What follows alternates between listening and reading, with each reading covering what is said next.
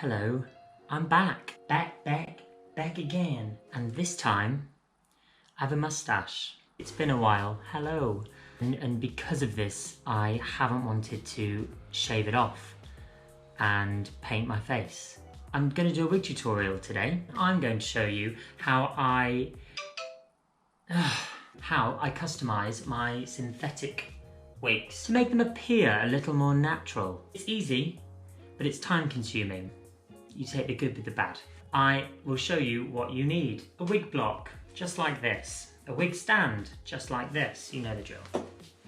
And the wig. This is a wig, a lovely long wig that has been untouched. It's straight out of the bag and it's gorge. Always. This is a Webster wig. If I don't make my own human hair wigs, I buy synthetic wigs from Webster Wigs because I know that I'm going to be guaranteed excellent wigs. This is the style Amelia. The majority of the wigs that I buy from Webster's are the Amelia because they're the longest, fullest wigs that you can buy. Therefore, you can do whatever you want with them. Unless you want a shorter wig, buy a shorter wig. Don't waste so much hair. I think it's called Dirty Blonde. Either way, I'll link it down below in the description box so that you can buy it. This has been sat in my cupboard for about 2 months. Untouched, and it's been killing me because I've wanted to do something with it, but I've just been so goddamn distracted by everything that's happening in the world. Lots of hair. It's very full. As you can see, the hairline is quite thick.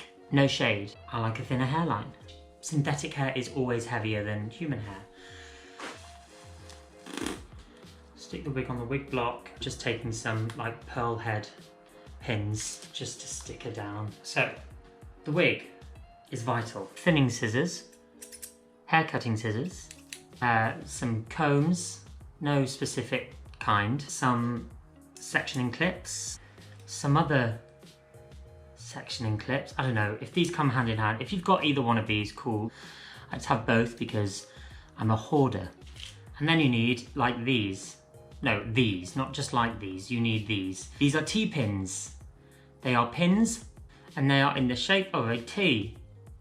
Genius. You will also need a hand steamer. I used this in my last tutorial, my last wig tutorial. They are a lifesaver. I use them on my clothes. I use them on my wigs. I use them on just those two things. And a hairbrush because it's necessary. Let's do this. This is what I do to my wigs, and a few people, literally a few, in English I feel like that means 3 people, asked me to show you how I thin my wigs out and I remove tracks and I customize the hairline. One thing I can't take credit for is the hairline situation. That is all Ellis Atlantis. He has an amazing YouTube channel, so please go and check it out. You probably already know about it because it's way bigger than mine. He was the first person that I saw to customize a synthetic lace front wig perfectly. I will show you his method, but he does a full video on how to do it. I will link that down below. We're just gonna put some T-pins into the lace, the bottom corners of the wig as well, and just stick some pins in there too. So it's just very secure on your wig block. As you can see, put your head forward, thank you. With a lace front wig, obviously, there is a portion of the hair that's knotted onto the lace. I've just sectioned this and put it all forward and divided it into 2, and then all the hair at the back, I've just put into like a braid, just to keep it out of the way. Now what I'm doing is a few T-pins and just putting them just right where the lace meets the sewn in wefts. Like I said, I will link Ellis Atlantis'S video down below as they're the ones that taught me how to do this method. I like to work from the middle down to the ear just because it's easier. I'm not going all the way around. I'm going to take a section of hair at the top here and just make the parting with my finger just a little more jaggedy so that it's not too precise. And then I'm going to pull the piece of hair quite tight, move my finger down a few times just so a lot of the hair's fibres sort of just come out. Grab about 6 of them and just tug like this. And I do this about 6 times on each section. Is that 5 or 6? Okay, I don't know, I wasn't counting. Then once you've done that, just comb the piece of hair and move it to the back. And just keep on going with that, 6 times on each section until you reach the end.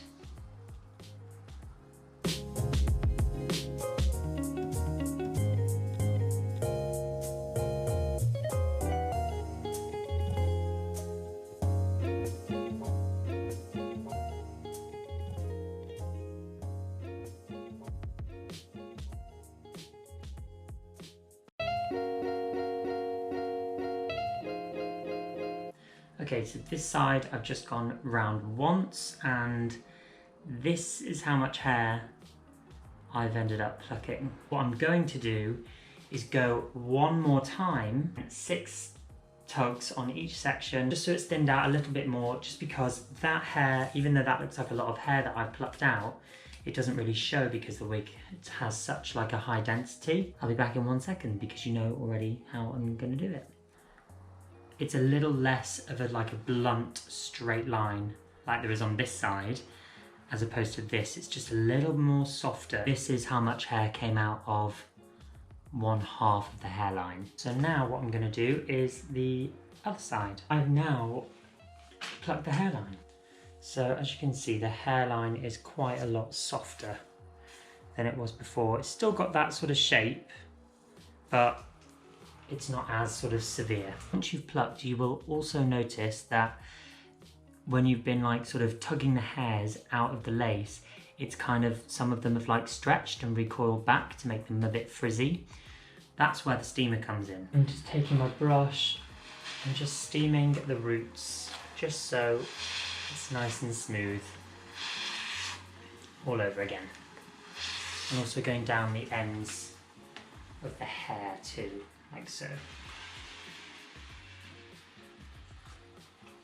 Now that we've sort of softened this hairline, what we're going to do now is I'm going to show you how to sensibly take out some tracks to sort of give it a bit less thickness. What I like to do is section it from the sort of where the ears would be and just section it round in between the wefts just to keep it neat.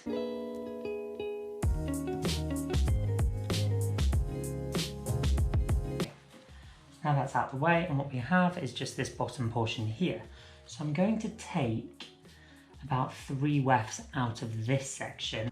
You're going to take your scissors and get the very, very end of that weft, like a few strands, and just cut right into where the sewing is. Like so. So literally you're just losing that much hair. Sorry, bye. And then just lightly tug and pick the thread with your T-pin.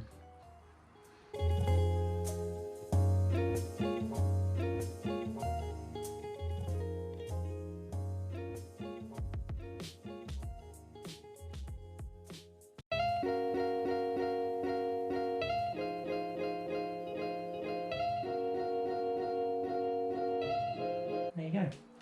Obviously there are a few gaps, but as it's a long wig and I wear them down, this is pretty much what the situation is. This is the bottom section, and I've just actually only taken 2 out of here. And all in all, we're gonna take about 6 out of the whole thing. I don't really stick to 4 up, then 3 up, then 6 up or whatever. I just kind of go randomly.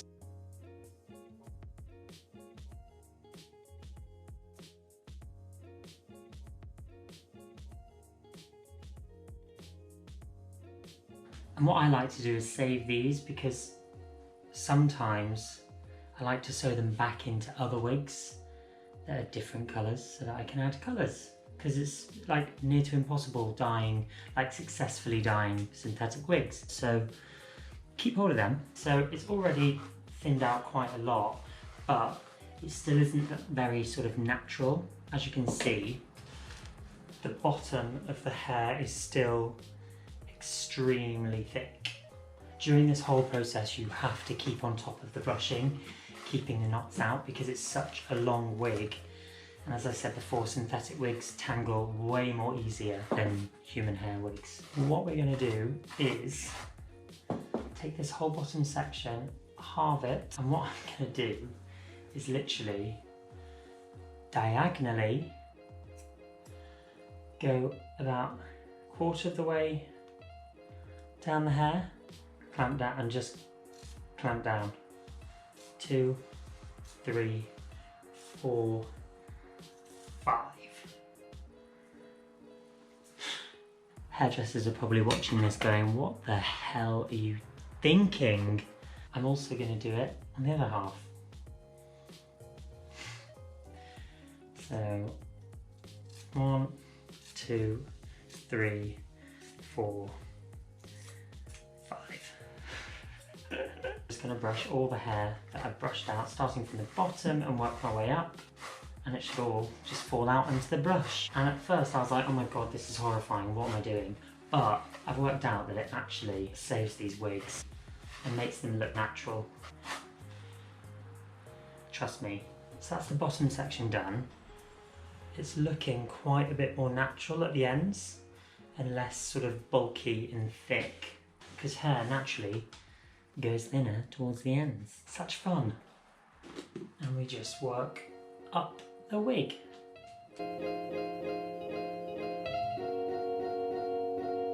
So now, as this is a wider section, I'm going to divide it into 3.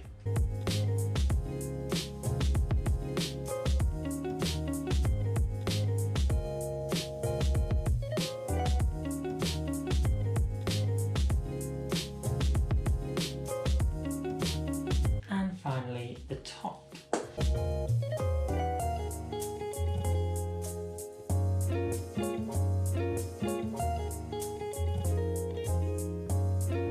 Very last section. Boom, boom, boom, boom, boom, boom. Feels so good.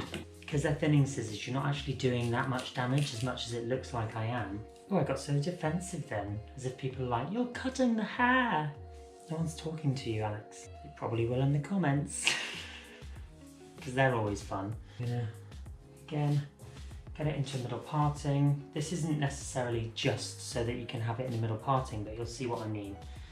And then I'm going to take probably from about here upwards. What I want to do is just put a bit of layering in the front. Take my actual scissors this time, going diagonally, and I'm just going to go jaggedly down to about there. So just keep cutting in to it and working your way down. Compared to the other side, it's actually not that drastic. And I'm going to go on the other side. There we go. It's a little bit more, looking a little more natural. Second to last thing that we're going to do is get the steamer out again. Get my steamer and just go all the way down to the ends.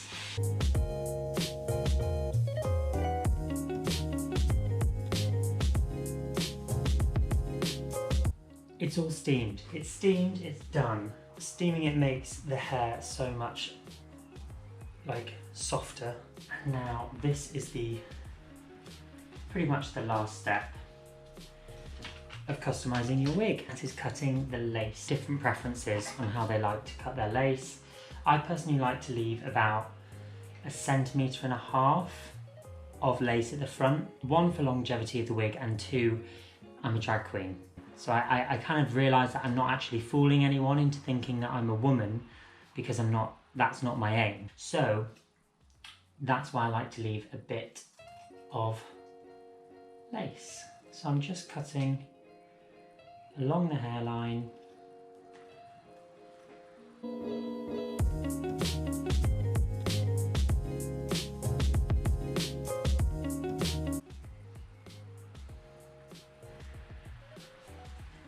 And now, finally, I'm going to show you what she looks like on.